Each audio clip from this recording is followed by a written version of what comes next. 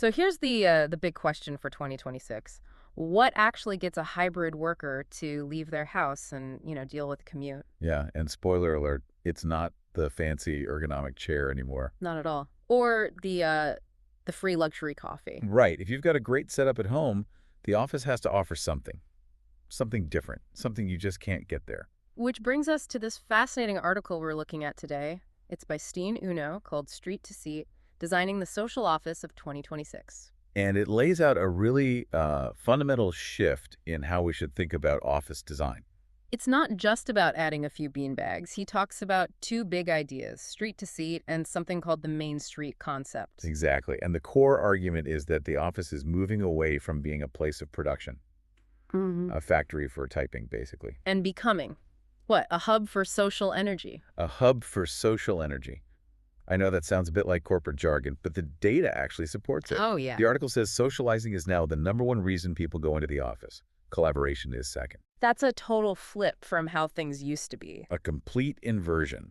And there's a great point in here from Ruth Hines. She's the global research director at JLL. Yeah? She says most companies are still measuring success by just counting bodies, occupancy rates. Right, just seeing who shows up. And that's just the wrong metric now. She argues the real value, the ROI of the office, is relationship building. It's that friction of bumping into people. That's social friction. Yeah, the stuff that leads to sharing information faster, to those breakthrough ideas. You can't schedule that on a 30-minute Teams call. That's such a key distinction. I mean, if my only goal is to finish a spreadsheet, I can do that at home. Probably faster. Of course. So the commute is now, it's for community. People want lounges, they want collaborative pods, a certain vibe they don't get in their living room. And that shift in why we go in totally changes the how of the design, which I guess gets us to street to seat. It does. The name itself kind of makes me think of user experience design, but for a physical building. That's a perfect way to put it. It is a holistic approach. It's about the entire arrival experience, from the curb to your actual workspace. Because if getting there is a pain, People just won't come. The friction is too high. So it's about making the arrival effortless. Think easy parking, secure bike storage, lobbies that feel more like a hotel than a corporate security desk. the article lists a few things, like barista coffee islands, wellness rooms, even outdoor terraces. It has to feel like an upgrade from your house. Okay, so that gets them in the door. But how do you stop them from just finding a quiet corner and putting on their headphones all day? Well, that is where the Main Street concept comes in. This one sounds like urban planning for an office floor. It's exactly that. Yeah. Picture a busy main street in a city. It's where you see people, where things happen. It's got energy. Right.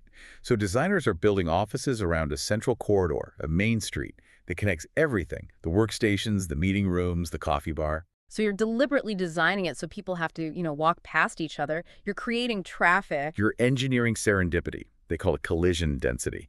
You funnel people through this central path. You force them to bump into each other. And that's where the real work happens. That's where a quick chat by the coffee machine solves a problem that would have taken 5 emails to sort out. It makes the office a destination for that specific purpose, for connection. So to pull this all together, the 2026 office is really being designed as an engine for social collision. Facilitated by that seamless street-to-seat experience. Okay. It's a shift from heads-down work to heads-up interaction.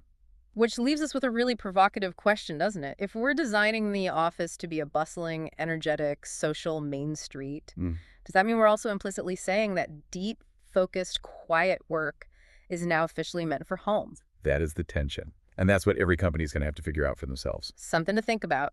That's all we have for this deep dive. Thanks for joining.